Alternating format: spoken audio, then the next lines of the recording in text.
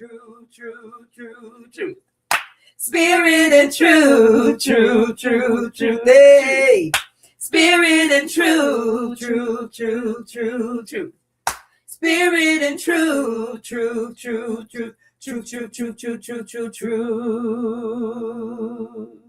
Shalom, shalom. Hey. And welcome to Keeper of My Sis. I am Prophetess Yahca'Anna. And I'm Yasatari. And we welcome you in on this beautiful Truth-Filled Tuesday.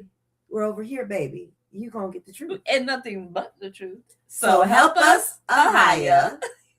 We pray that you're doing well on this beautiful Boker, a new beginning that we have in store for our lives.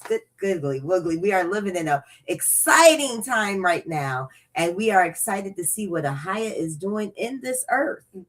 That's right. It's all about you. If you're righteous and chosen, it's all about you, baby. It's all about you.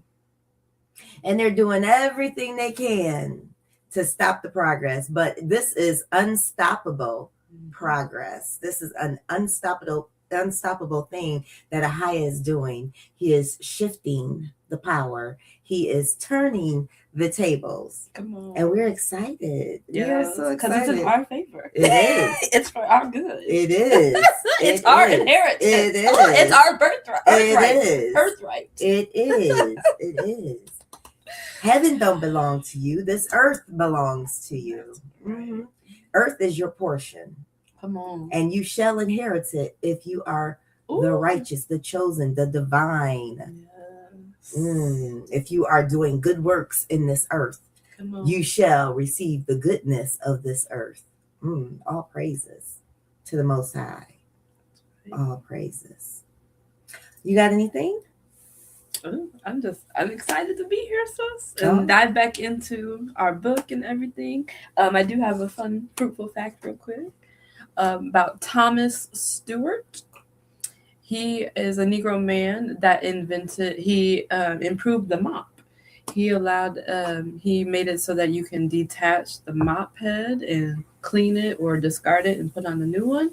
And he also made the thing for the bucket to where you can put it in and you don't have to touch the mop to wring it out. You can just wring it out with the little lever system, like the janitors have on their mop buckets. So, and he was a Negro man that helped, make cleaning and things a little easier. Repeat his name. Thomas Stewart. Mr. Thomas Stewart. Wonderful Negro king. The genius that we have running through our veins. Yes. So awesome. It's amazing. It's awesome. Like our people have such a knack for making things better and efficient and just improving our environment and our community around us. Yes. By seeing needs and meeting them. Yes. Which is the opposite of the other nations who only seek to destroy our communities, our resources, everything. I mean, it's like literally contrast. Night and day. So Negro men and women, we keep encouraging you, tap in to all that is on the inside of you, because we need you. We need those ideas. We need those gifts to flourish and blossom, because that's what we do. That is what we do. All praises. It's a wonderful, fun, fruit-filled fact. All praises. So we are excited about what Father is doing in this time, in this season. There's so many of our people that have been inventors and creators and did not receive the due credit that they deserve. So if you come across any inventors or creators that you know, send it over to us so we can read it off here on the on our Truth-Filled Tuesday and add it to our fun fruit-filled facts. And we have so many creative people. The young lady, what's her name? Bring it back to me, Most High. Well, anyways, there's this young black woman, who at the age of 18, she started skating. She started skating at the age of 18, and she had never skated before. And so she had went to the Junior Olympics and she didn't win, but she only started at the age of 18. But at the age of 24, she ended up going to the Winter Olympics, and she ended up winning gold at age 24. And these are our people. This recently happened, that she won the Winter Olympic gold for. I think it's called fast skating, where they go around the track and they go as fast as they can on ice skates. Mm-hmm. And she went to the Winter Olympics and won. So our people, we do extraordinary things, because most of the time those people are trained from adolescence to skate and to race and all that stuff, and they've been doing competitions all their life. And here she comes in a little later in age, at 18, and kills it. That's just the power that we have. And so, encourage your children to do their best and be their best. Encourage them to stir up the gifts on the inside of them. If they find an interest in something, allow them to explore that. Allow them to tackle that. Don't just, stand by and let your kids keep their face in a phone all day long, or on a tablet all day long. You know what I'm saying? Or on the TV all day long. Let your children explore it. Let them expand their horizons. Kudos to all the parents that have your children in activities, and they're in martial arts, or they're in gymnastics, or they're in karate, or they're in taking piano lessons, or they're taking dance lessons. Kudos to you, that or they're even out learning how to farm, learning how to build arts and crafts, and create things, and build chairs, and build, what I'm saying? Thank you for allowing your children to expand their minds. What a beautiful thing. What a beautiful thing. And kudos to you parents that's in allowing your children to be the creators that Father has created them to be. Kudos to you. And continue that great work, and put that in your children, so when they have children, they know to allow their children to expand and be creators, and not have their face stuck in AI, stuck in this internet, stuck in this artificial world. Allow them to be fruitful and multiply. So kudos to all you parents that are allowing your children to be fruitful and multiply. Kudos to you. All right, let's start with our praise and worship. Praise and worship. Praise and worship. Praise, praise, praise, praise, praise and worship. Y'all ready to praise and worship? I am too. I am too.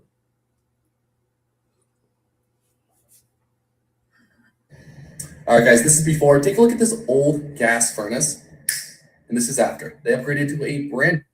Go another one. So grateful. All praise from Yahca'Anna. Here we go.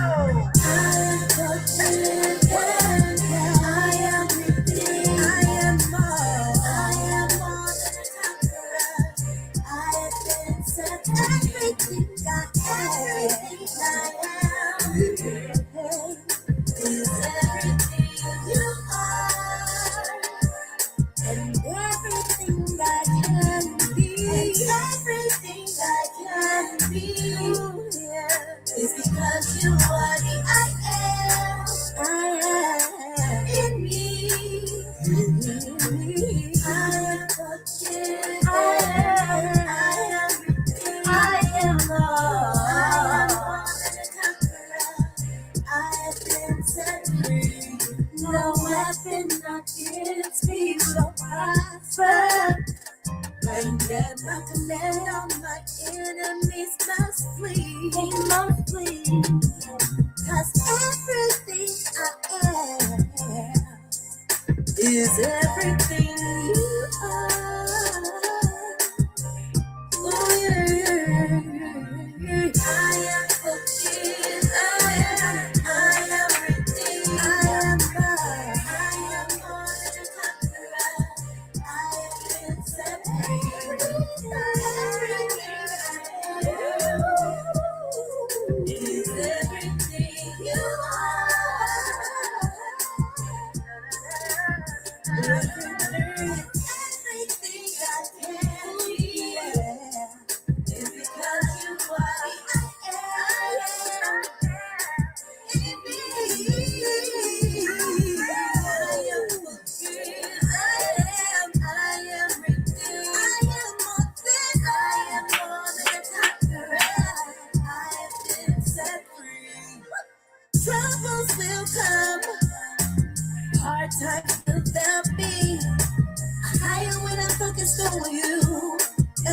sleep is all I see. Your strength is made perfect in all my weakness. Your ruach fills me up, overflowing like it's in the cup. Because I am free. I am forever. I am set free. Everything I am is everything you are. Everything I am is everything you are.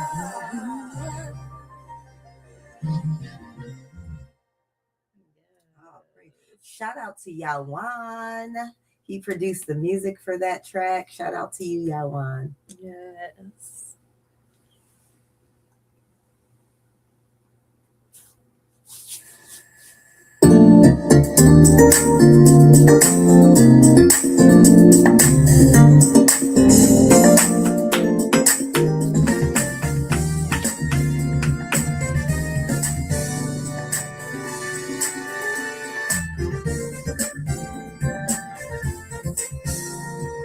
Oh, give thanks unto my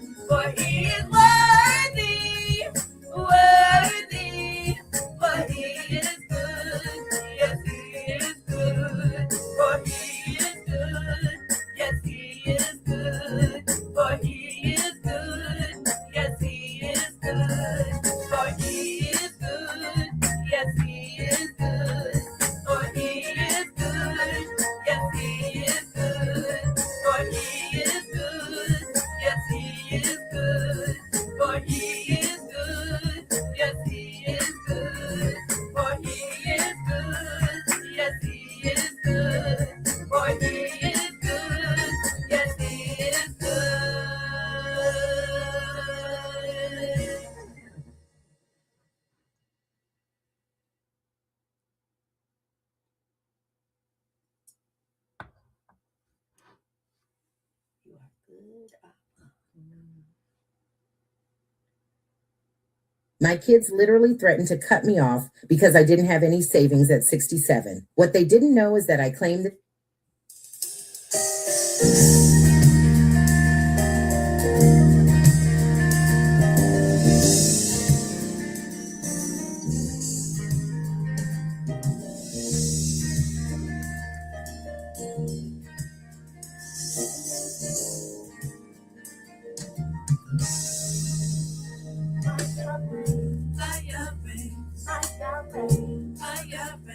Yeah, you reign above every name.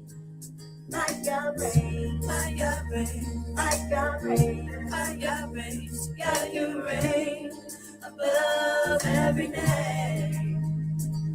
His power and majesty, dominion, authority, you reign.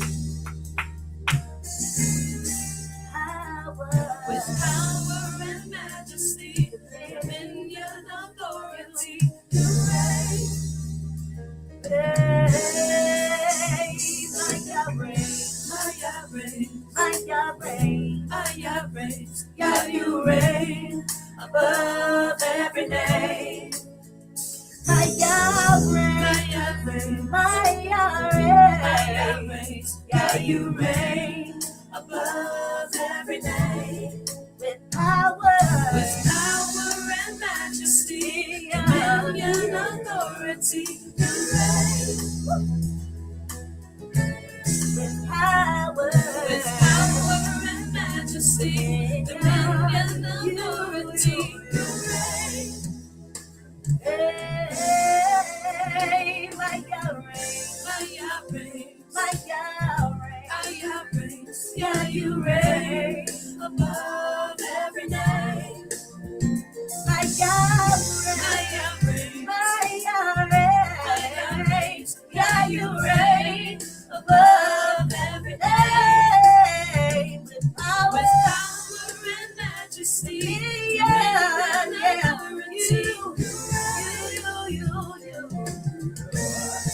you. With power and majesty, yeah, yeah, authority, yeah. Hey,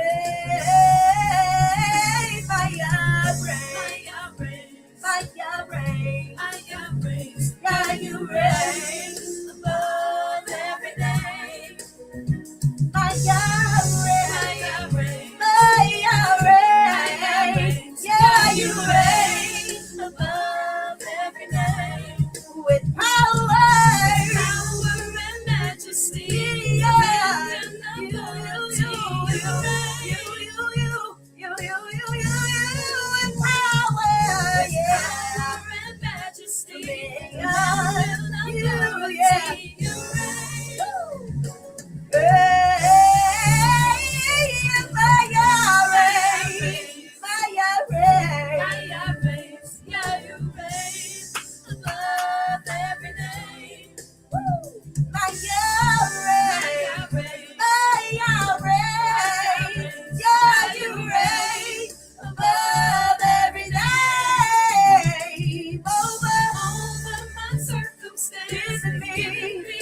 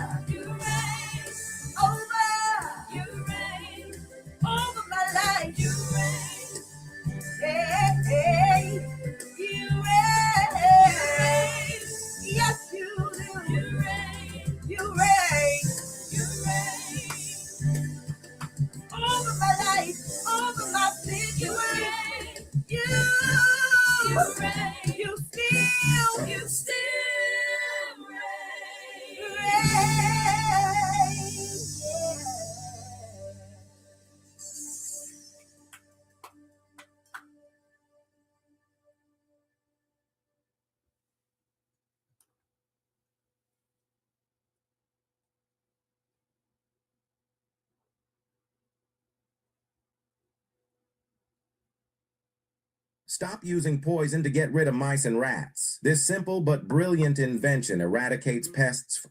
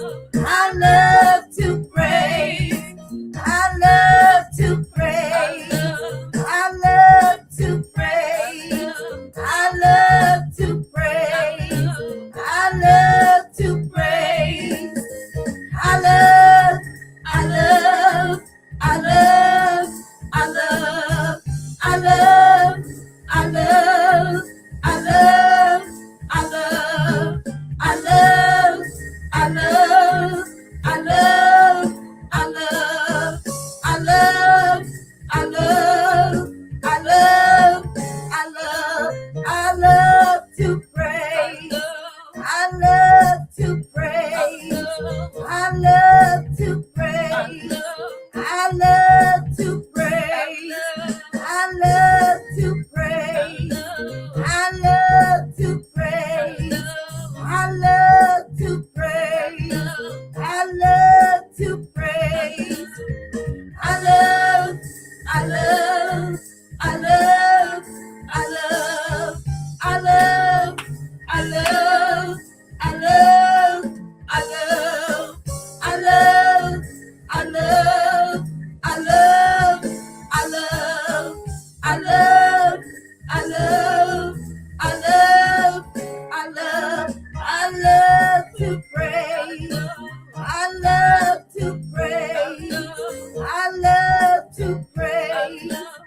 I love to praise. I love to praise. I love to praise. I love to praise. I love to praise. I love, I love, I love, I love, I love, I love, I love, I love, I love, I love, I love, I love, I love, I love, I love. Praise Him. I love to praise Him. I love to praise Him. I love to praise His name. I love to praise Him. I love to praise His name. I love to praise. I love to praise. I love to praise. I love to praise. I love to praise. I love to praise.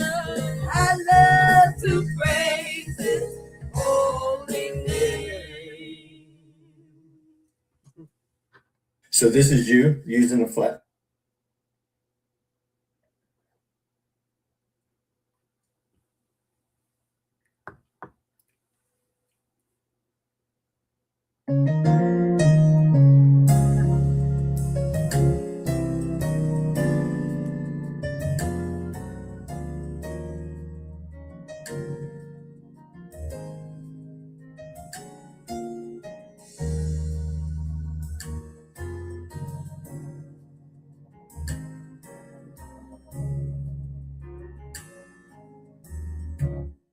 With my hands lifted up and my mouth filled with praise, with a heart of thanksgiving, I baruch thee, O Yah. With my hands lifted up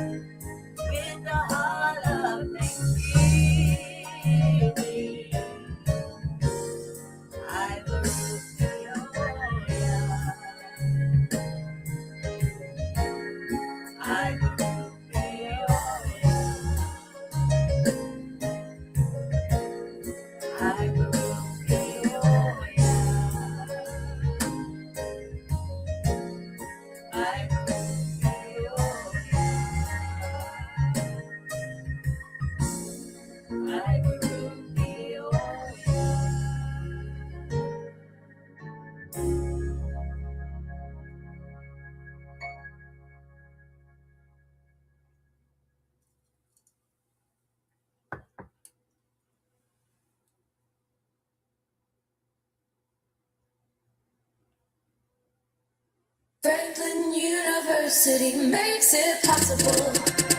Time has come, make a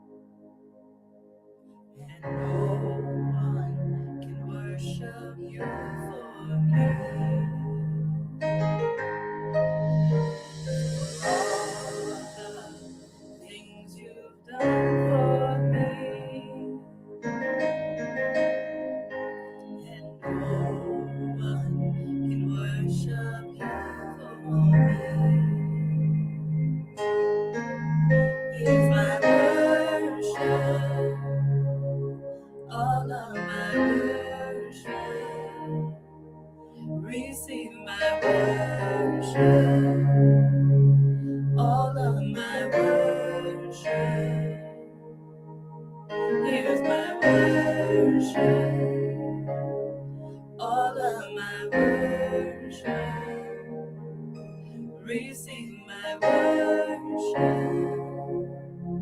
all of my worship.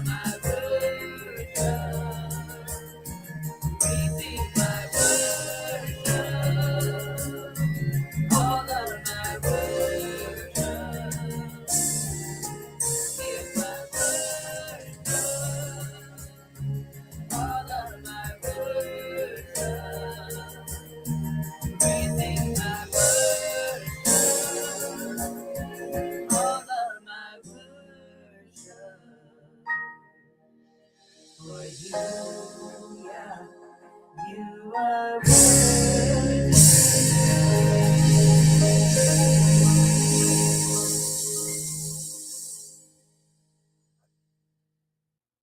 must be rich if you.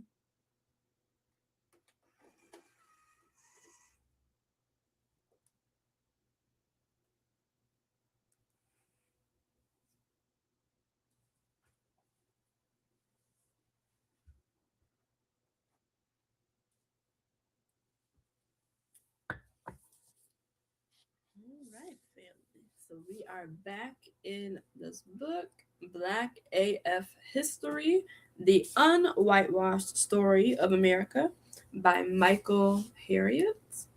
And we are going to be in chapter 9 today.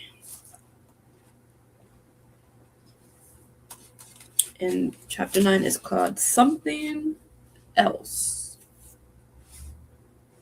Did we read chapter 8? Mm-hmm.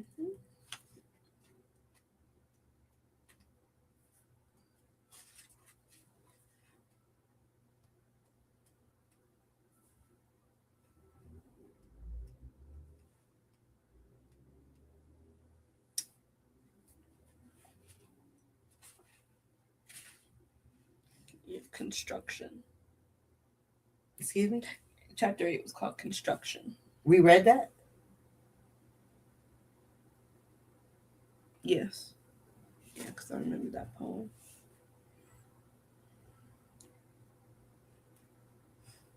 Okay. Mm-hmm.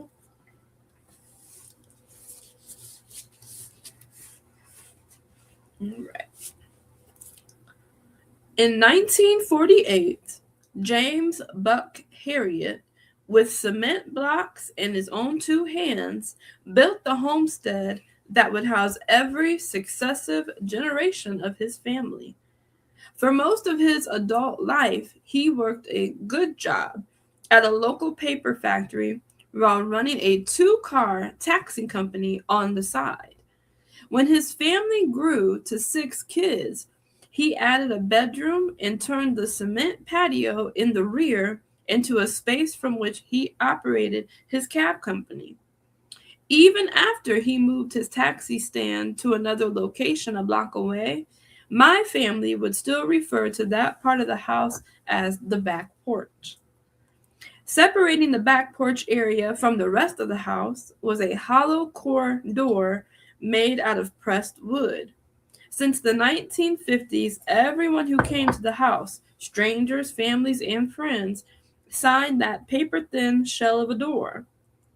When I eventually inherited the bedroom on the back porch as a teenager, some of my neighborhood friends would spot their grandparents' names scribbled in marker on both sides of the door. It documented teenage loves, high school football jerseys, and black vernacular from groovy to dope. At eye level, 3 square holes about the size of postage stamps pierced the wood of the back porch door. I always assumed the door had been damaged naturally until my late grandmother recounted the story of how those holes came to be. One time, a crew of white men came to the house, outraged because my grandfather had been picking up people in the white community who called him for a ride, which was a no-no in the late 50s. The men somehow got on the back porch and started trashing things. My grandparents scuttled all 6 children into the bathtub, and my grandmother grabbed her pistol. When the first of 3 bullets pierced the back door, the intruder screamed, "Buck, you lucky." Then an eerie silence fell. Huddled in the tub, the entire family did not make a sound other than my grandfather praying. My grandmother said they stared at the back door for hours, not knowing what they'd find when they went out. Was his business trashed? Would there be a dead white man lying on the ground? My grandfather eventually opened the door and no one was there. The mob had destroyed the cab stand, but he eventually recovered from that loss. No one ever came back to harass them, and no one ever claimed responsibility. I always thought that we should remove the door and preserve it as a piece of our family history, but it still swings on the same hinges, unvarnished, the names and notes on it fading. Even when I argued that the door was too thin to offer any real protection, my grandmother would contemplate my argument before pointing to that single incident years ago.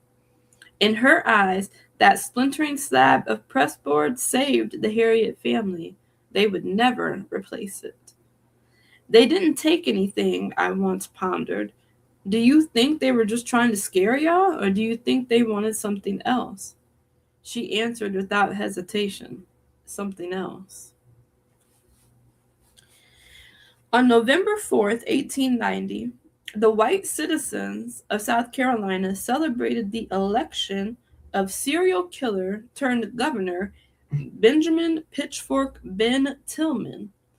White South Carolinians were well aware of Tillman's penchant for mass murder, beginning with his time as a recruiter for the Sweetwater Sabry Club, a clandestine paramilitary fraternity devoted to killing as many black people as they could.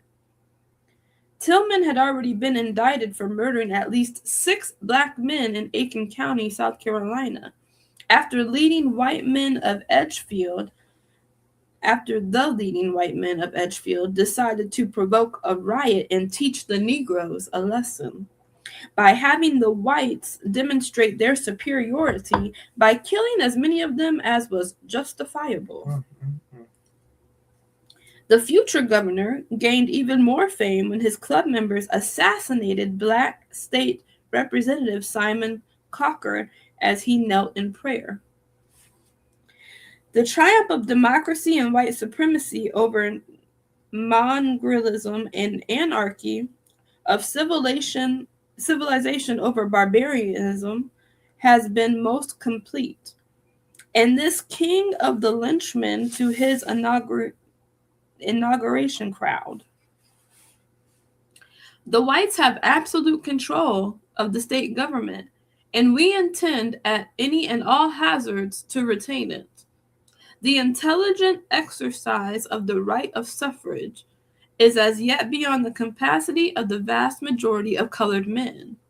We deny, without regard to color, that all men are created equal. It is not true now and was not true when Jefferson wrote it. Following his amateur career as a serial killer and his term as governor, Tillman represented South Carolina in the U.S. Senate until he died in 1918. Tillman was just one of many ethnic cleansers elected after Reconstruction.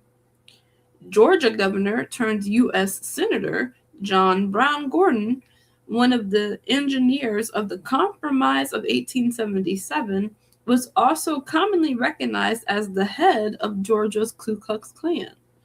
Alabama's Klan leader, John Tyler Morgan, served in the Senate for 3 decades, from 1877 until 1907.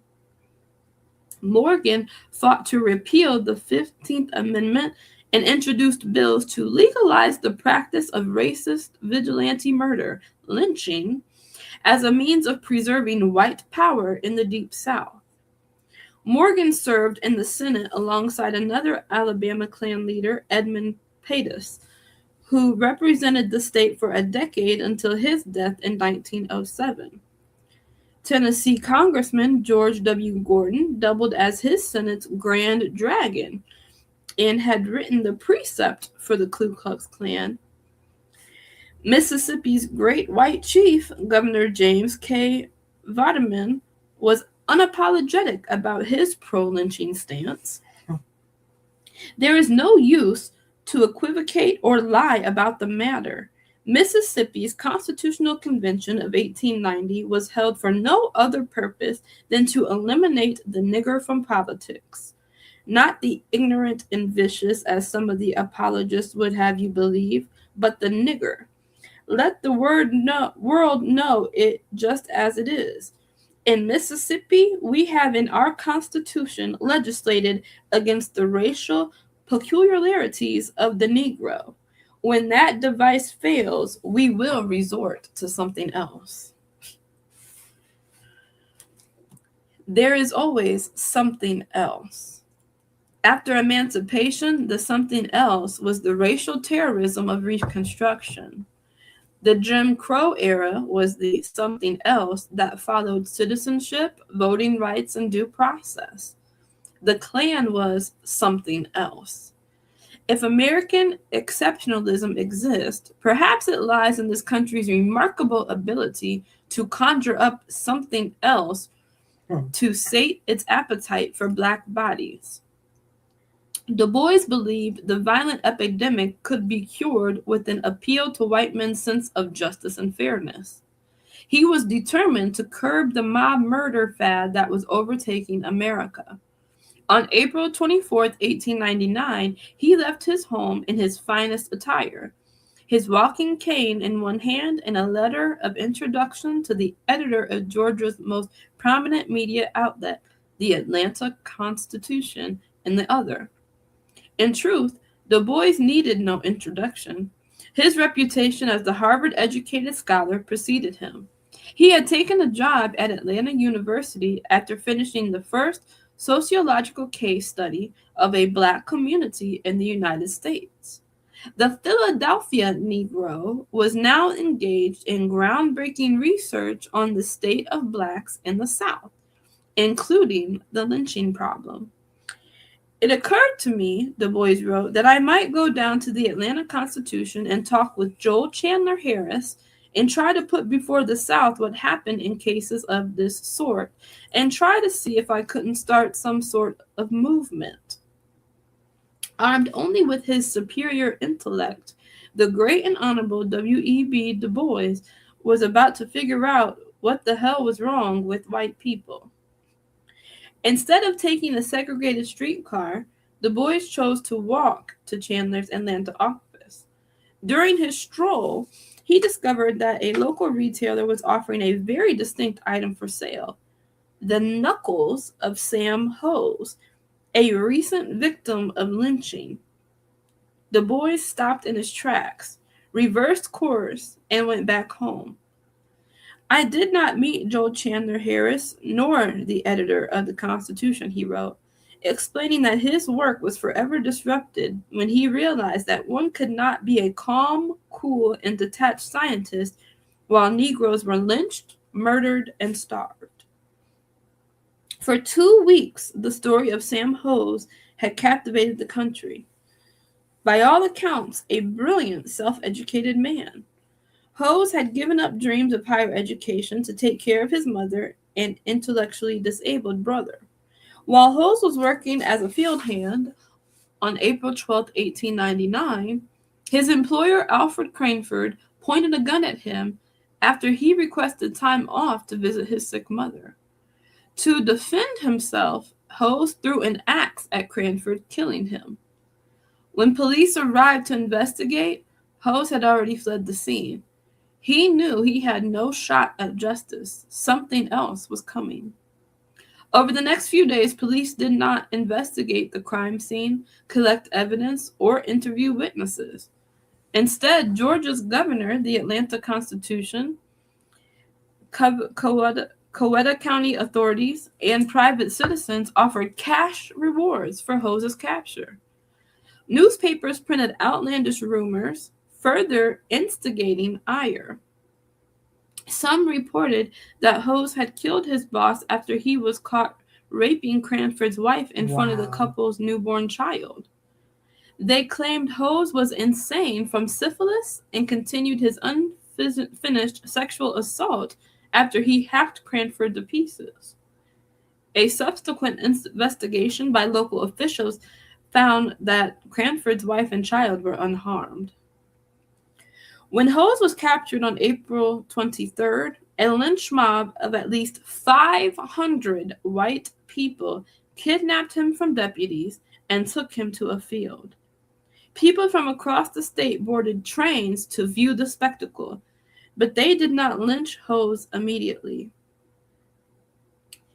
First, the crowd took turns cutting off pieces of Hose's nose. How do you spell his last name? HOSE.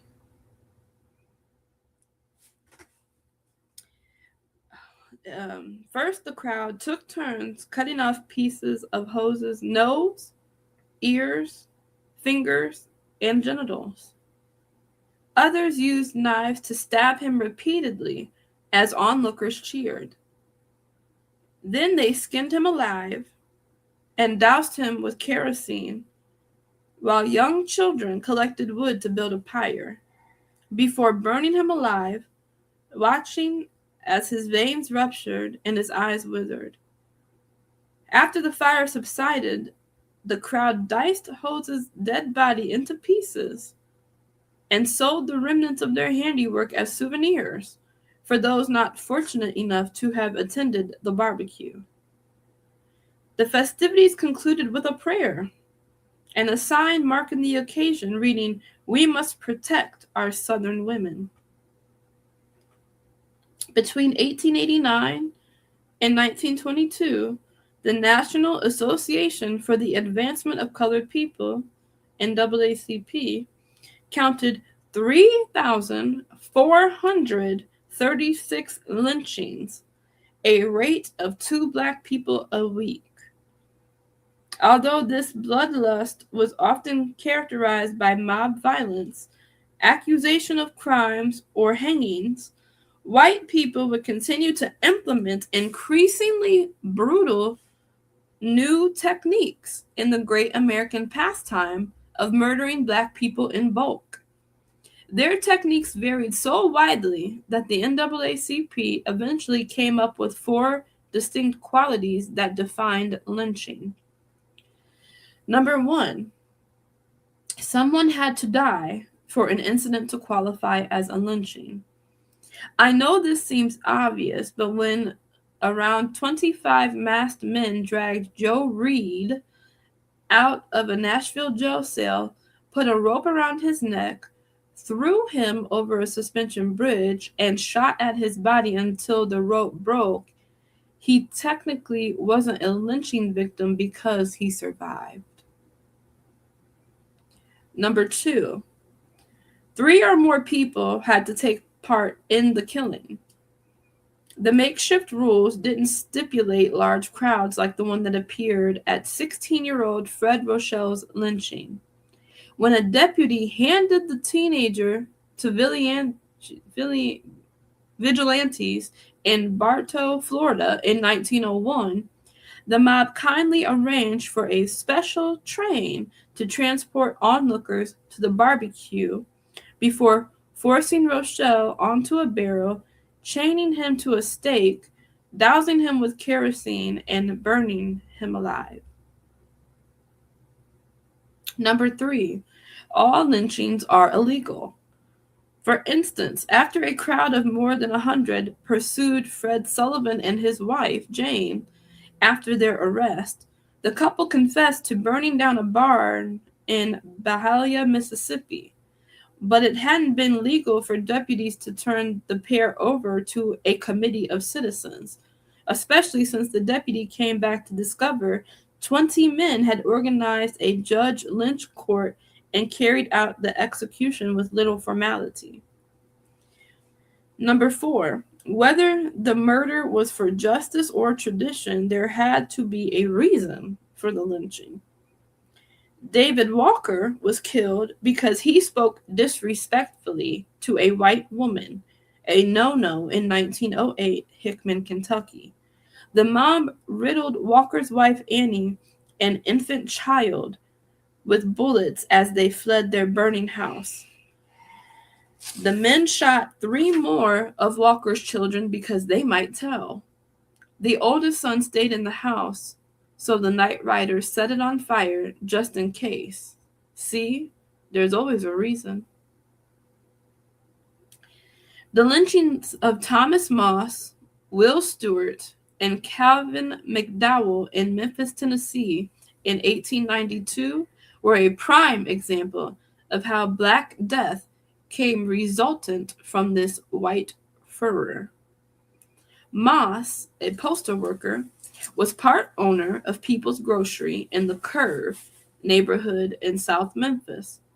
Before Moss, Stewart, and McDowell joined 8 other prominent black men to open the store, William Barrett's grocery store had Memphis's grocery game on lock.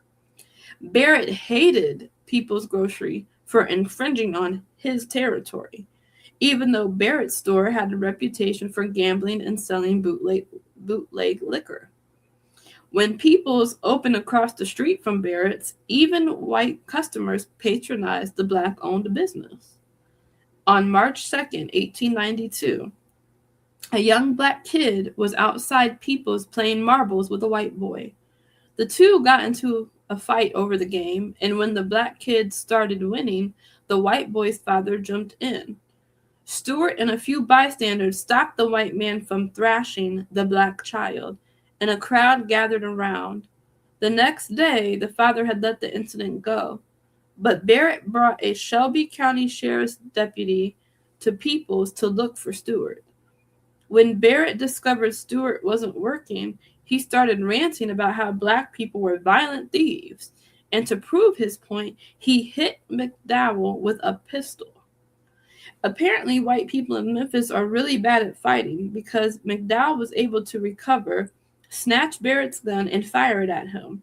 McDowell missed, but you know the white men don't take their butt whoopings like men.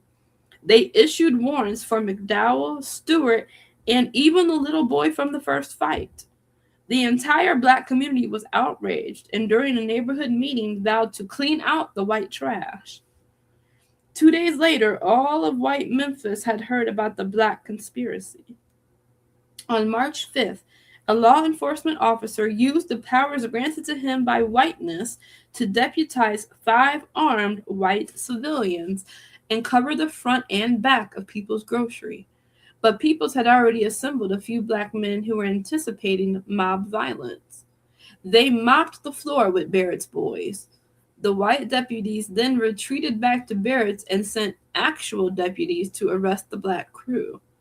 When the men at Peoples saw the uniforms, they readily surrendered their weapons and explained that they thought Barrett had brought some jackleg white thugs to the store to kill them. Even though Moss was in the back tending to the books, he was still arrested because, as a postal worker, he was said to be the leader of the anti-white conspiracy. On March 9th, 75 masked white men stormed the jailhouse, dragged Moss, Stewart, and McDowell out of their cells, and took them to a railroad yard outside of town. McDowell, who had whipped 2 white men, was shot 4 times in the face, leaving holes as big as fists. Stewart was shot in the neck and the eye. Moss, the owner, who had nothing to do with the alleged crimes, was shot in the neck. After the executions, a criminal court judge issued an order instructing the sheriff to take 100 men, go out to the curb at once, and shoot down on sight any Negro who appears to be making trouble. Armed white posses emptied local hardware stores of their guns and ammunition and heeded the judge's order. Evidence would later emerge that the judge may have even participated in the lynching. As the black residents of the curve hid in their homes, white residents looted People's Grocery, forever eliminating Barrett's black-owned competitor. Following the lynching, one specific quote began to filter through Memphis's black neighborhoods. As he lay dying, Moss supposedly uttered his last words, "Tell my people to go west. There is no justice for them here." There was only one woman for the job of spreading that message. Although she was a transplant, she considered Moss and his wife to be the best friends she had in town and served as the godmother to their oldest daughter. The brutal murderers thrust her into the national spotlight, transforming a relatively well-known, outspoken journalist. Hold on. Okay. Make sure I didn't miss a page. Outspoken journalist and one of the most fearless investigators and crusaders for justice in history, Ida B. Wells. The city of Memphis has demonstrated that neither character nor standing avails the Negro if he dares to protect himself against the white man or become his rival, wrote Wells in that week's edition of the Memphis Free Speech. There is therefore only one thing left that we can do: save our money and leave a town which will neither protect our lives and property nor give us a fair trial in the courts, but takes us out and murders us in cold blood when accused by white persons. And just like that, Memphis nearly ran out of black people. Wells was born enslaved in Holly Springs, Mississippi. After both her parents died from yellow fever, she assumed responsibility for her siblings at age 16. Despite these circumstances, she managed to achieve a formal education at Rust College and Fisk University, eventually landing a job as a schoolteacher in Memphis. In 1884, Wells sued the Chesapeake and Ohio Railway for dragging her off the train after she refused to give up her first-class seat to a white man. She won the lawsuit, but the Tennessee Supreme Court reversed it. When she was asked to write about her experience in the local newspapers, outlets across the country noticed her talent. Her unapologetic willingness to take on Jim Crow made her a national favorite, earning her a 1/3 stake in the Free Speech and elevating it to one of the most radical and talked about papers in the country. A few weeks after the murders, the superintendent and the treasurer of the City Railway Company visited Wells at the newspaper office. Hearing about her influence in the black community, they begged her to help them get black patrons to ride the city streetcars. For some reason they couldn't explain, their most loyal customer base had suddenly disappeared.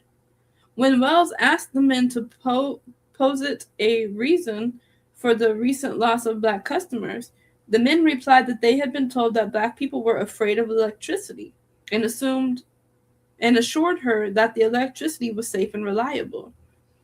Amused by the level of their caucasity, Wells informed the businessmen that black people had not suddenly become afraid of electricity in the last 6 weeks.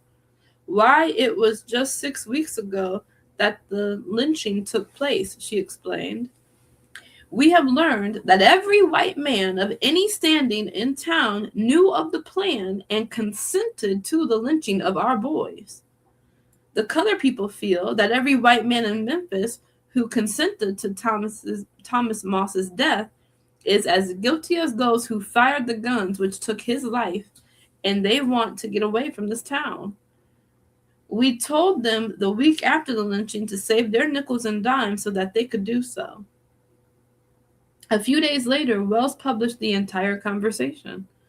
By then, black people were leaving Memphis in droves, heading west to Oklahoma.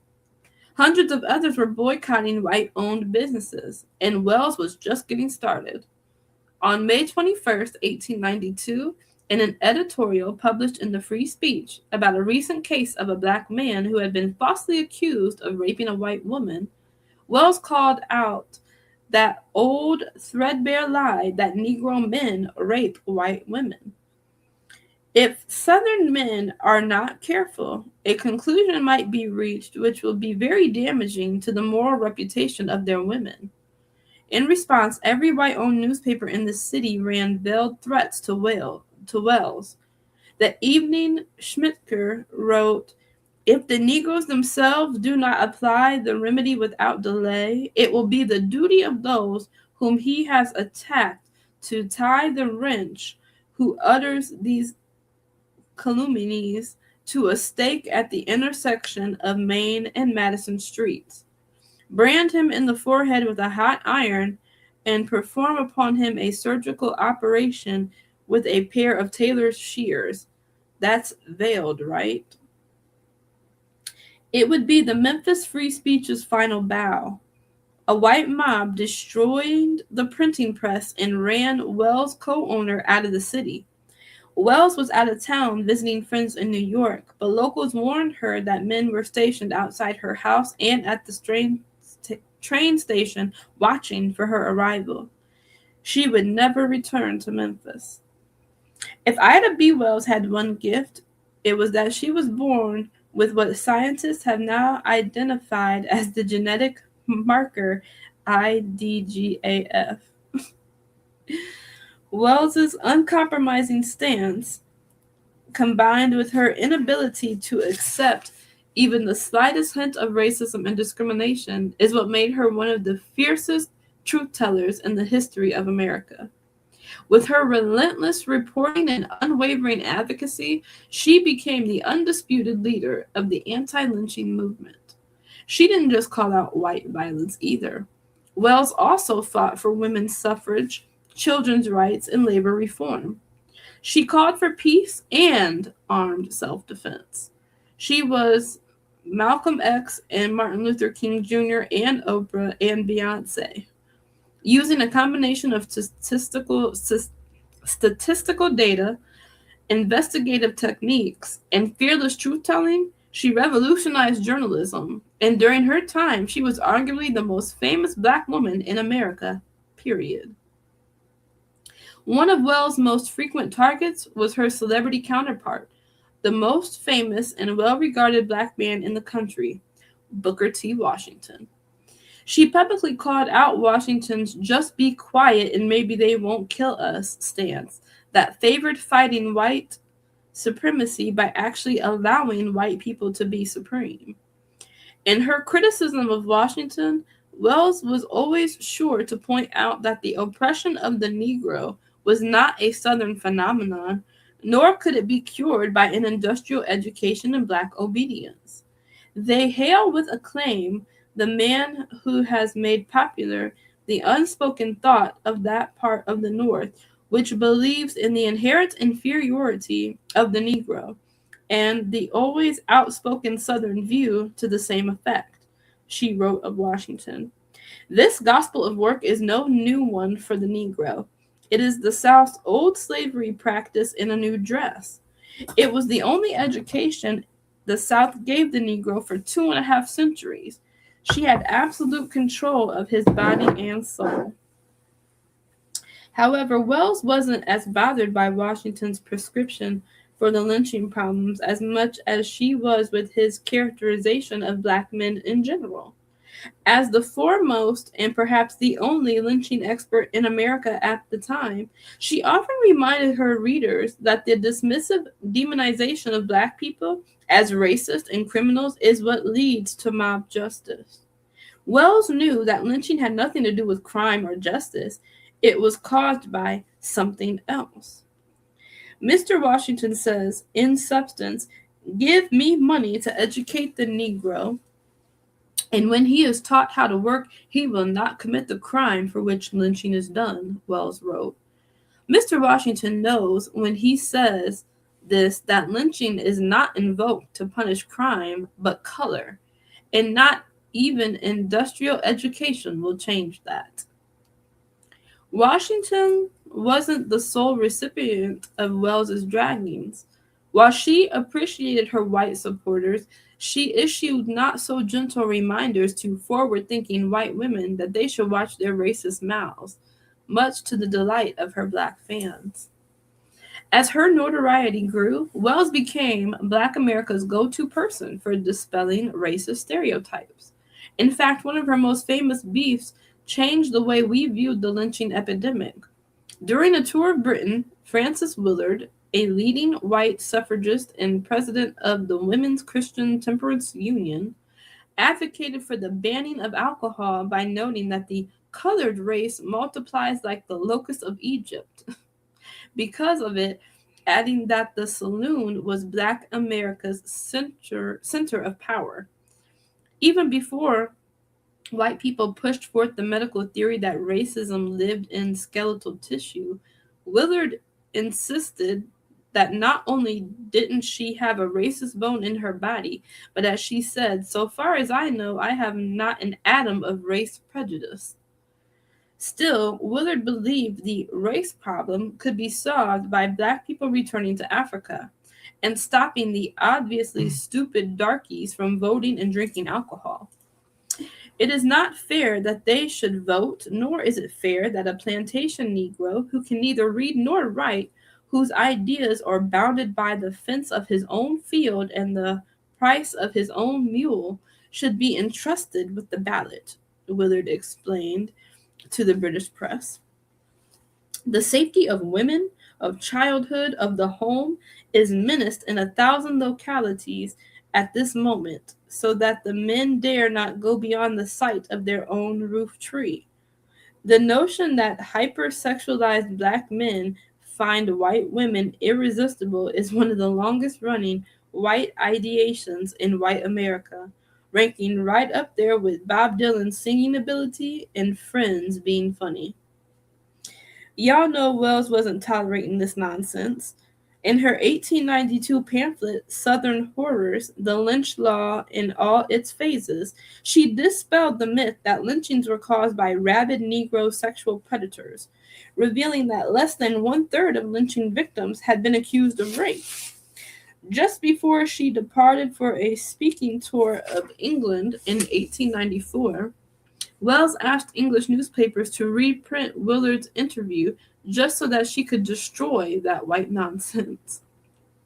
I find wherever I go that we are deprived the expression of condemnation such hangings and burnings deserve, because the world believes Negro men are despoilers of the virtue of white women, she wrote in a column during her tour. Unfortunately for the Negro race and for themselves, Miss Frances E. Willard and Bishops Fitzgerald and Haygood have published utterances in confirmation of this slander. When Wells met Willard face to face in Britain, she asked her about it, noting after their conversation that Willard finally seemed to understand the error of her remarks. The next day, Wells was supposed to give a speech at the British Women's Temperance Association. When the organization heard that Wells had asked Fraternity, a black-owned British magazine, to reprint Willard's racist remarks, they threatened to cancel the speech and make sure Wells couldn't receive any more opportunities to speak during her trip if she didn't get the piece canceled. Wells made the speech and asked the BWTA to pass a resolution condemning lynching, which they did to quiet the controversy. A few days later, the issue of Fraternity proceeded with publishing Willard's entire interview. Willard was mad AF. A black woman criticizing her publicly, she wouldn't stand for it, period. At the Women's Christian Temperance Union's 1894 National Convention, Willard used her presidential address to attack Wells, who attended the conference but was not present for the address to white women. Instead of admitting that Wells' actual statistics proved Willard's ignorance, Willard said Wells's zeal for her race had clouded her perception of her friends. She defended her belief that black men are pro-rape, while informing the audience that white men raping black women had largely ceased once slavery ended, explaining that her white friends who knew white people in the South had told her as much. I make this statement on the testimony of well-informed Northerners who have long lived in the South and who are, like myself, of New England ancestry and training, with all that those words imply. Willard explained to the white women in the audience, an average colored man, when sober, is loyal to the purity of white women. But when under the influence of intoxicating liquors, the tendency in all men is a loss of self-control, and the ignorant and vicious, whether white or black, are the most dangerous characters. Willard ended by warning Wells to banish from her vocabulary all such allusions to white women having consensual sex with black men. Wells, never the shrinking violet, responded to Willard's ignorance and threats with the ancient African aphorism, I can show you better than I can tell you. In 1895, Wells produced the 100-page pamphlet, The Red Record, which reframed the lynching epidemic as America's problem, not a Southern phenomenon. Brave woman, You have done your people and mine a service which can neither be weighed nor measured, wrote Frederick Douglass in the preface of the pamphlet. If the American conscience were only half alive, if the American church and clergy were only half Christianized, if American moral sensibility were not hardened by persistent infliction of outrage and crime against colored people, a scream of horror, shame, and indignation would rise to heaven whenever your pamphlet shall be read.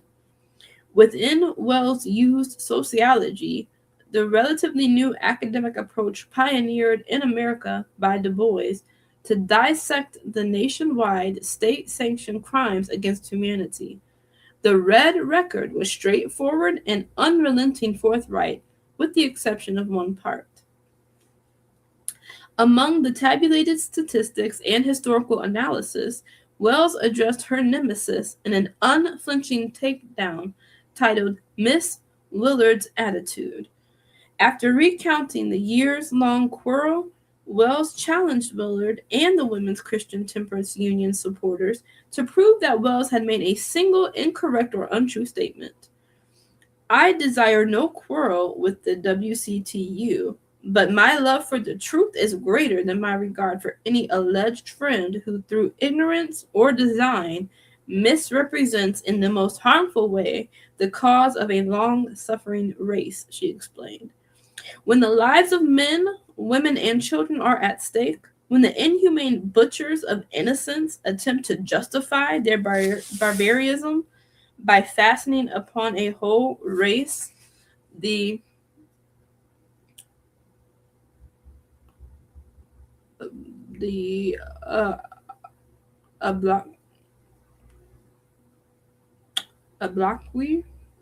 obloquy of the most infamous of crimes, it is little less than criminal to apologize for the butchers today and tomorrow, to repudiate the apology by declaring it a figure of speech. Willard didn't have much of a response after that. She just continued being white and ignorant. Washington, Willard, and white women weren't the only ones from whom Wells had reserved a cache of that smoke. Anybody could get it, including her friend and colleague, the world-renowned scholar W.E.B. Du Bois. When leaders from around the country converged in New York in 1909 to discuss a different approach to solving America's race issue, Wells accepted an invitation to attend. Du Bois, who had just returned from studying Germany, was the only Black person chosen for a subcommittee to select representatives to lead a new national organization. Wells, the most recognized anti-lynching advocate in America, was sure her name would be on it. Yet when Du Bois announced the list of 40 representatives, Wells was not selected. Seething at what she called the deliberate intention of Dr. Du Bois to ignore me and my work, she marched out of the meeting as others begged her to stay. I want to tell you that when that list of names left our hands and was given to Dr. Du Bois to read, your name led all the rest, explained John Milholland, who had also been on the selection team. It is unthinkable that you, who have fought the battle against lynching for nearly 20 years single-handed and alone when the rest of us were following our own selfish pursuits, should be left off such a committee. A few minutes later, Du Bois confessed that he had removed Wells from the list and replaced her with one of his friends who wasn't even at the meeting because he thought Wells' efforts would be better represented by Celia Parker Woolley, a white woman. Realizing he had made a mistake, Du Bois amended the list of committee members to include Wells' name. She attended the group's next meeting, with all expenses paid by the organization. At that conference, the group decided to put Du Bois in charge of publicity and research. His reputation as a well-known scholar and race advocate could help the group place articles and editorials in some of the country's most prestigious magazines and newspapers. Wells, however, argued that the group shouldn't have to submit to the whims and disposition of whites to have their voices heard.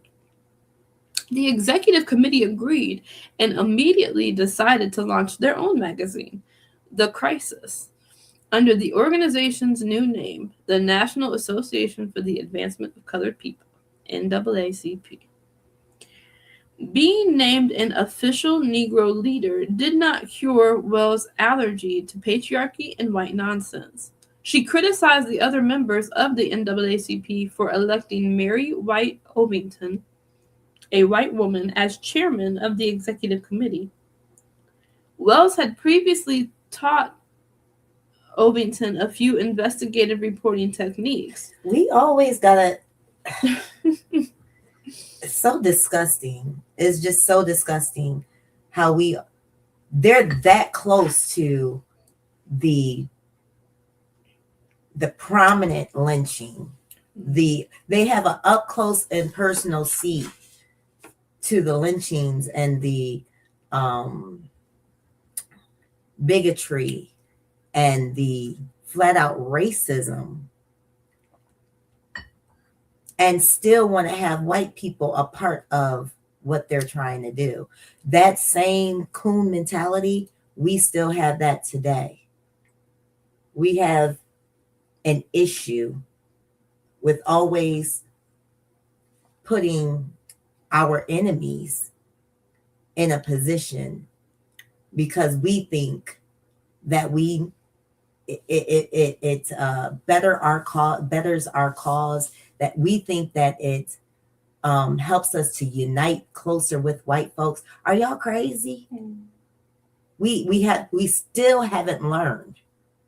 We haven't learned that they should not be a part of anything that we're trying to do, especially when it comes to our freedom and liberation, when it comes to our getting our land and this earth back.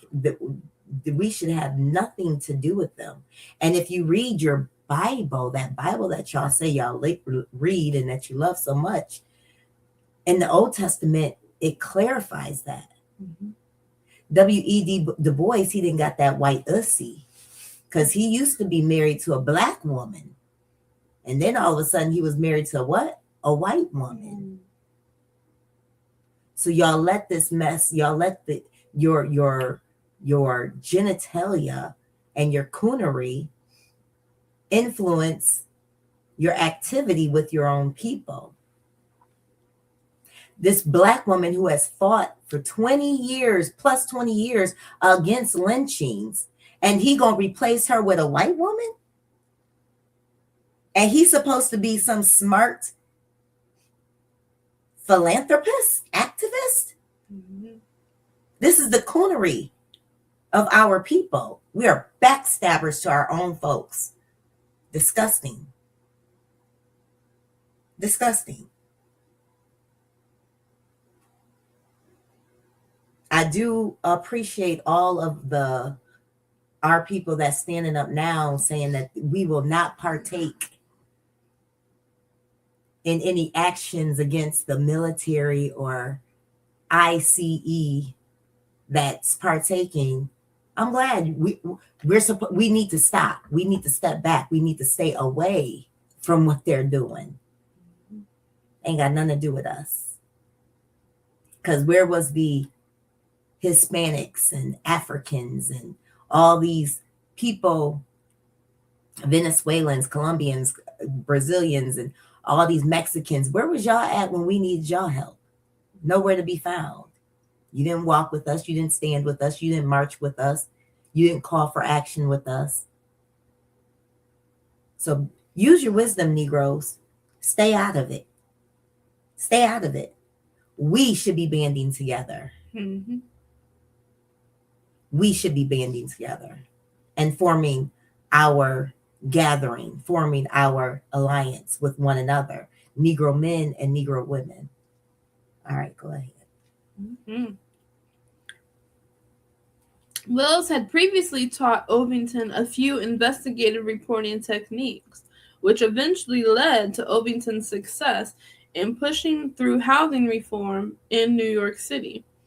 But Wells noted the air of triumph and the pleased look on her face after Ovington participated in the deliberations that temporarily erased Wells from the list of the NAACP founders. She was basked in the sunlight of the adoration of the few college-bred Negroes who have surrounded her, but has made little effort to know the soul of the Black woman, Wells wrote. She has fallen far short of helping a race which has suffered as no white woman has ever been called upon to suffer or to understand. To paint Ida B. Wells Barnett with the soft, repeated trope of being angry is too simplistic. Perhaps Wells's dogged incorruptibility and that she openly criticized white benefactors and the fact that she was a Black woman partially explain why she is not generally included as a titan of Black liberation on the same level as her more famous contemporaries. Booker T. Washington's approach is thought to be a relic of the past, but his legacy lives on. W.E.B. Du Bois is generally considered one of the fathers of Black history and sociology, partly because his approach was not as contentious as Wells, but as Du Bois hypothesized that America's social, political, and economic structure enabled white supremacy. Wells contended over and over again that the problem was white people. While Southern horrors and the Red Record would... They hate that. Mm-hmm. They hate when we point at the issue is you, white folks. You're the issue. You're the issue. You can try and point us out like we're criminals, thugs, gangsters, drug dealers. You can try whores. You can try. But we know, the world knows, the whole earth knows that white people is the issue. You're a virus. You're a virus. You mass murder people for no reason. Just to get your funkies off. You destroy communities. You destroy people's personal property. Destroy people's businesses. Out of what? Jealousy. Jealousy. Straight jealousy. It's pretty disturbing. That's your past. That's your character. And you can only define somebody by their past character, by their character, what they presented. And it's up to us to start, when people show you, when they show you who they are, you might want to believe them. When they show you who they are, believe them. If their consistent behavior to you is to hurt you, to harm you, to lie to you, to smile in your face while stabbing you in the back, to sabotage you, that's the consistent behavior of the white man.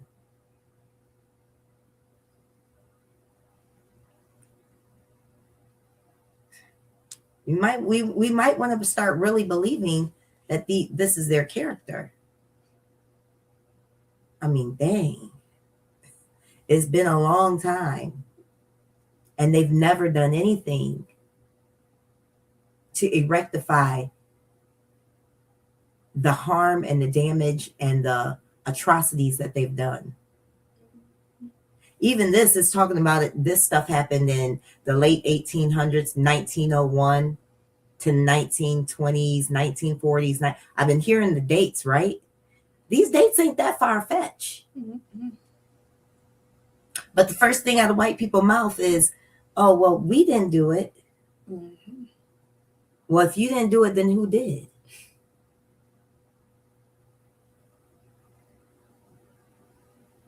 If the water is polluted, if you didn't do it, who did it? You're allowing white people, this white man named Bill Gates and whoever else, God knows who, to poison our food. If y'all didn't allow this stuff to happen, then who did? The chemtrails and blocking the sun. If you guys didn't do it, then who did? Please tell me who did. They did. The white folks did. If you guys didn't do it, who did it? The false miseducation of our children. If you guys didn't do it, who did it? The bombing of Rosewood. If you guys didn't do it, who did it? Putting our cities and our communities underwater. If y'all didn't do it, who did it?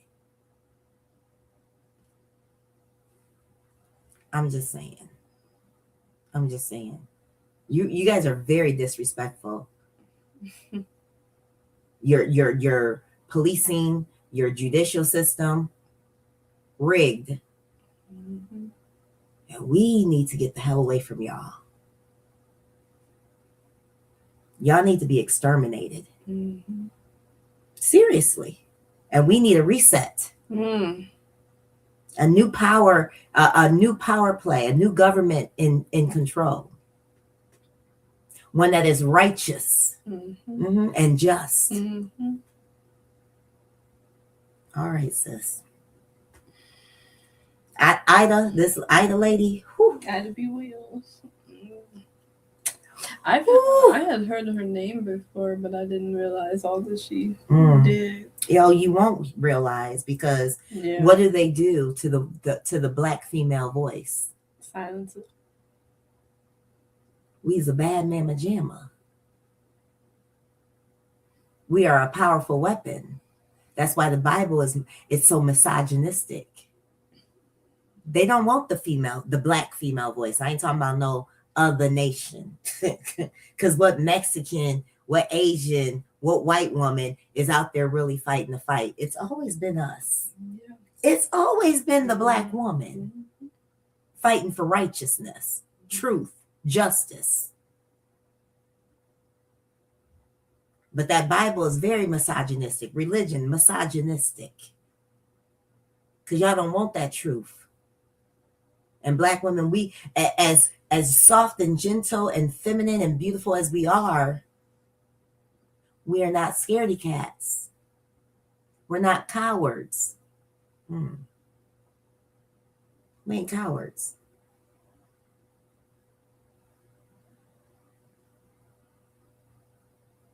So you try to silence the voice of the black feminine woman. You try to silence our voice. It was a lot of Idas. It was a lot. There's a lot of black women who lost their lives fighting the good fight. We will never hear of our ancestors. A lot of them we will never hear. There was a lot of women, black women, that made sure Massa got his tail killed.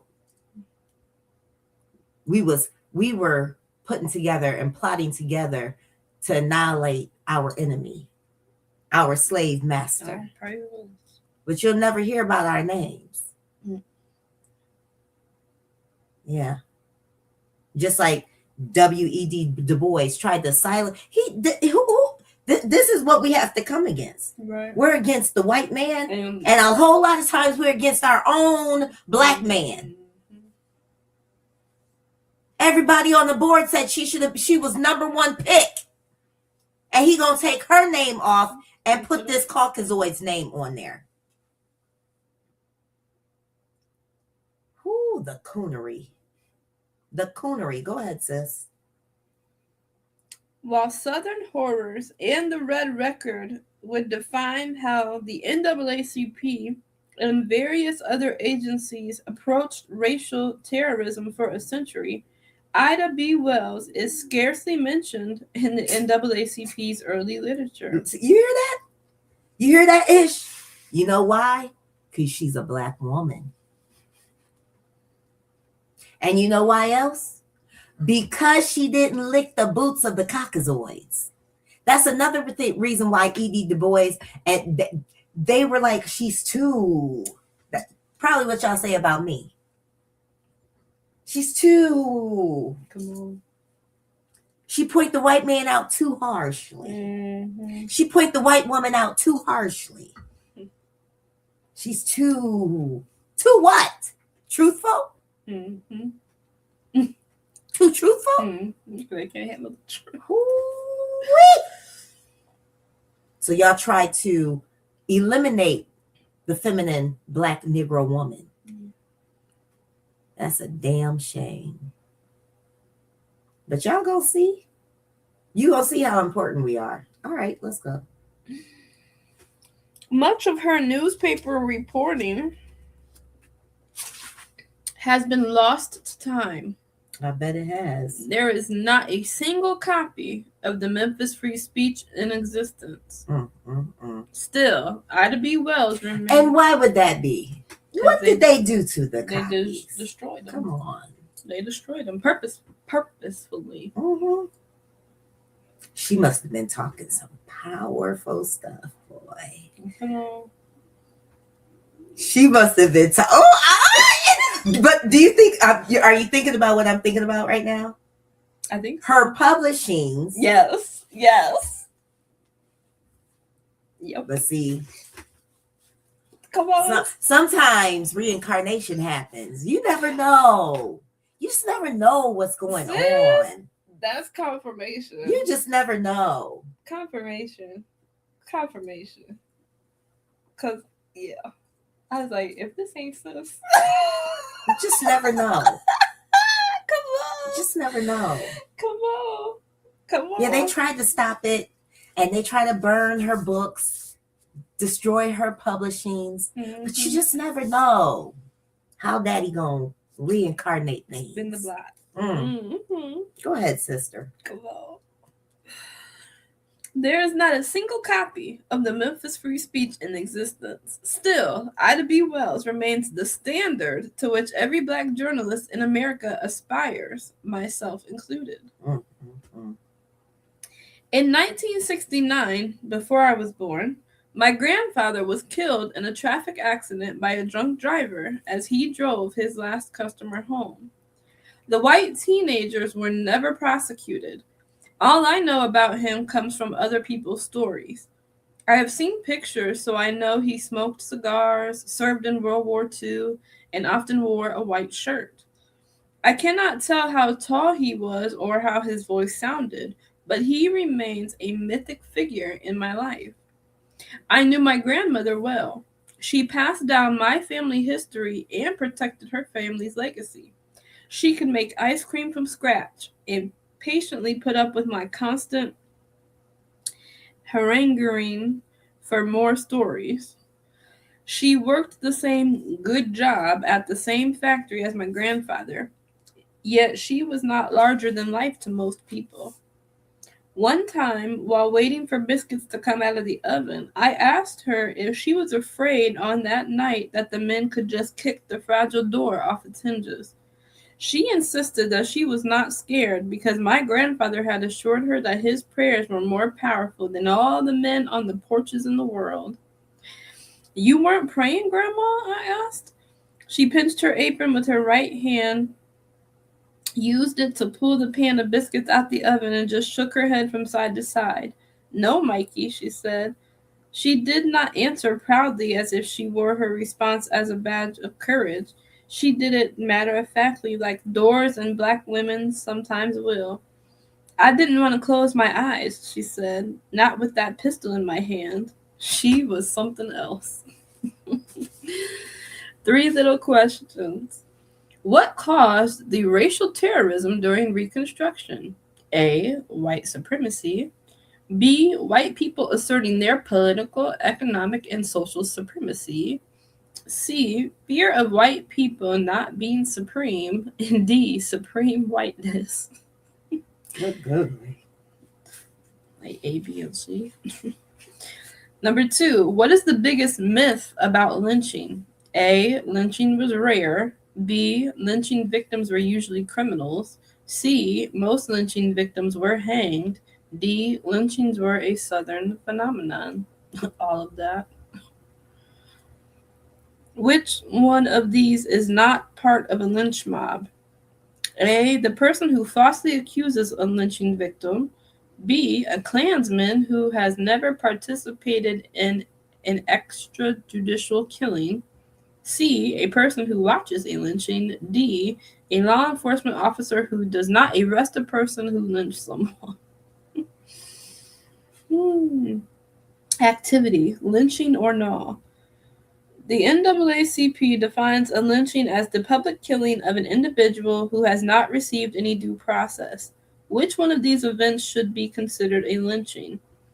Number 1, a man is arrested for a crime, tried, convicted, and sentenced to death. Immediately after he is convicted, a mob takes him from the courtroom and hangs him.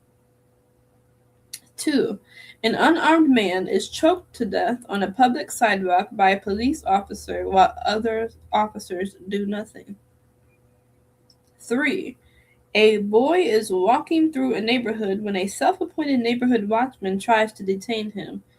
During the ensuing scuffle, the boy is shot in the chest. Number 4, a woman with a history of mental illness is tased to death inside a jail cell. Number 5, a man is falsely accused of a crime, convicted with manufactured evidence, sentenced and executed by the state after his appeals are exhausted.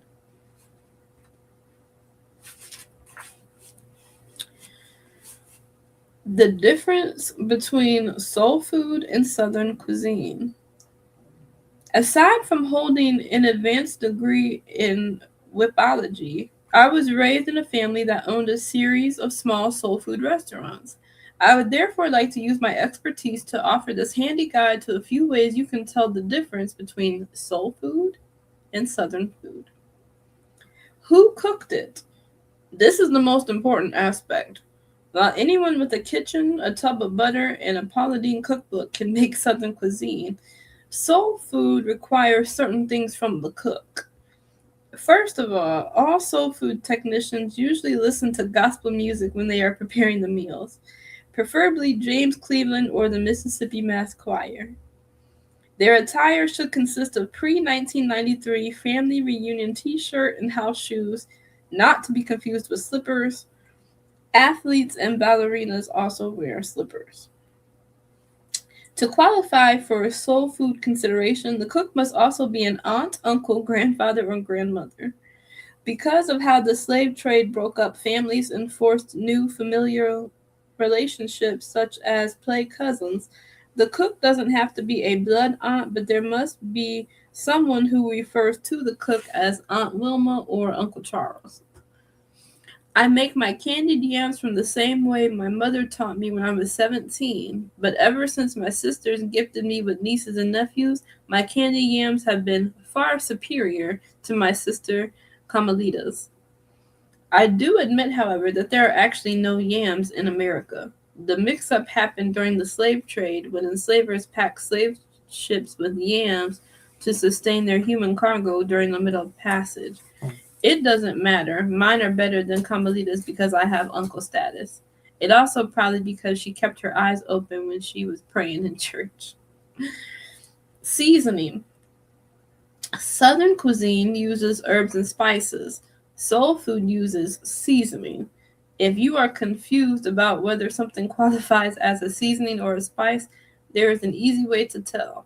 Spices grow in herb gardens while no one knows where seasonings come from. No one buys seasonings, it just exists. I've been using the same bottle of Lowry seasoned salt since the George W. Bush administration, and it's only half gone. I run out of time, no puns. However, it should be noted that African American foods traditionally used more seasoning, not just to mask the foods during slavery, but because in the South, salt was essential for field laborers and sharecroppers who sweated all day. Recipes. Southern cuisine is concocted from recipes, while soul food is made from knowledge. I once saw a recipe that said season to taste, and finally understood why white people's chicken tastes like a crisp fall breeze blowing an American flag at a Toby Keith concert. Soul food instructions come with measurements like a little bit of nutmeg. about this much butter, and a bunch of sugar. I don't know how you even measure a pinch or a dash. Because reading was illegal for our people for such a long time, many soul food recipes are passed down by word of mouth. Plus, there are recipes we simply created out of necessity. For instance, whoever discovered that cutting a slit in bologna will prevent it from bubbling up deserves a Nobel Prize. Chicken. While we have already covered the art of fried chicken earlier in this book, here are a few additional things you need to know. Soul food chicken is cut into individual parts. While there are only 2 pieces of southern chicken, the breast and the quarter. If you order fried chicken in a southern restaurant, you will either receive a breaded, boneless, skinless chicken breast or 1/4 of the entire bird. In a soul food restaurant, you can order a thigh and a wing. I contend that the thigh is the most underrated and least talked about piece of chicken, yet it is never separated from the leg in Caucasian cuisine. Legs are trash. If you're over 7 and you still eat legs, you need to grow up. While the name and practice of barbecuing comes from Taino and native tradition, younger enslaved men learned how to smoke and barbecue under the tutelage of their elders who built and maintained barbecue pits, thus earning the title of a pit master. Even when southern restaurants bake or barbecue chicken, they surface season their food. Soul food seasoning actually reaches the soul of the chicken and spreads itself through the meat. Juice. One of the easiest ways to tell whether a meal is black-based is by examining the juice. I'm not referring to gravy here. All soul food makes its own juice. While collard green juice is perhaps my favorite, followed by the combination of black-eyed peas and candy yam juice, some people prefer meat-based juices like turkey wing juice. The juice at the bottom of a plate of soul food is exceeded only by Fruity Pebbles milk on the list of drinkable remnants. There is one more thing I must add, but I must step back a few feet and turn on all caps. White gravy is not a thing. White gravy is the devil's semen. There is no meat that turns gravy white, so stop doing that right now. And that's not racist because people of color in New Orleans can teach you how to make a roux if you need it. Edges. The most noticeable difference between soul food and the southern variety is the shape and condition of the food on the plate. Biscuits and cornbread may be served in both soul food and southern cuisine eateries, but southern cuisine biscuits are perfectly round, and their cornbread muffins sometimes include unnecessary stuff like corn. I don't need prizes in my cornbread. Soul food cornbread has right angles. How am I supposed to sop up my cabbage juice with a circular piece of bread? And don't come in here with that yeast roll crap unless you want to get stabbed in the eye with this cornbread knife. If you eat southern cuisine, there is no difference between a macaroni edge and the center of the baked dish. Soul food, however, is an edge-centric art form. The burnt edges of baked macaroni are the best, followed closely by all crust-related desserts.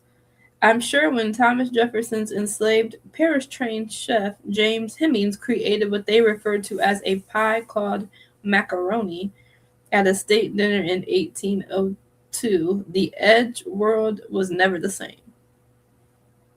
Not all soul foods have perfected the art of the edge yet, unfortunately. The centers of peach cobblers are trash. In the 23rd year of our Lord and Savior Gladys Knight, why hasn't anyone figured out a way to make an all-edge peach cobbler? Apparently, scientists are too busy focusing on idiotic time wasters like... That's how I feel about brownies. I only like the edges of brownies. Yeah, where the crisp is. It's too gooey in the middle, and I don't like that. And I like my cookies crispy and chewy. I don't like them soft and doughy. Ugh, yuck. Cookies. Brownies. Both. Vanilla ice cream. Crisp. Greens and cabbage. Yo. Apparently, Cornbread. I ain't made my cornbread biscuits in a minute. Apparently, scientists are too busy focusing on idiotic time wasters like sex robots and the cure for cancer to concentrate on real issues. Greece. There's a very important but under-recognized aspect of soul food. Southern cuisine uses vegetable or canola oil whenever a dish requires frying. But to be considered soul food, Lard. it must be fried in grease that someone saved from the last time you made the dish. Additionally, fish and chicken are the only soul foods that should be fried. Anything else is probably white people influenced fare. White people fry everything: butter, cotton candy, soda, especially at the state fairs. Why are state fairs so frying obsessed? Also, there is no such thing as a chicken fried steak. No one breads and fries a perfectly good steak. And don't ever confuse the fish grease with the chicken grease. It's a cardinal rule of greasery. Utensils. Southern restaurants will give you a knife, a spoon, and possibly 2 forks. You can get a fork with a plate of soul food, and that's it. Soul food should be eaten with your hands or with other part of the meal.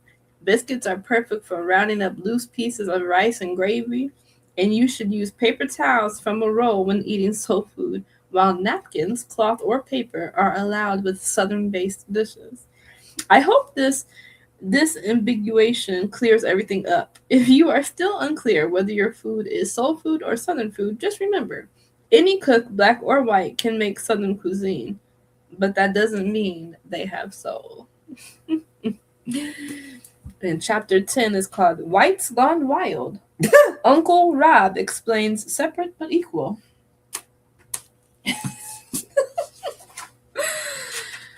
Separate. That's what we should have had. We should have been separated, and I wouldn't say it would be equal, because if we would have been separated from them, all of our stuff would have been way better. But separated, Right. we should have been in our own land. They should have just went back to Europe, to the Caucasus Mountains.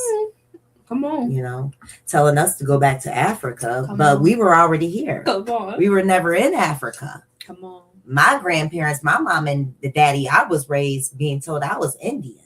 Mm-hmm. Come on. Whoa. I was raised being told I was Indian, not from Africa. We are native to the land. So, you know, all that go back to Africa BS didn't apply to many, many people that I know.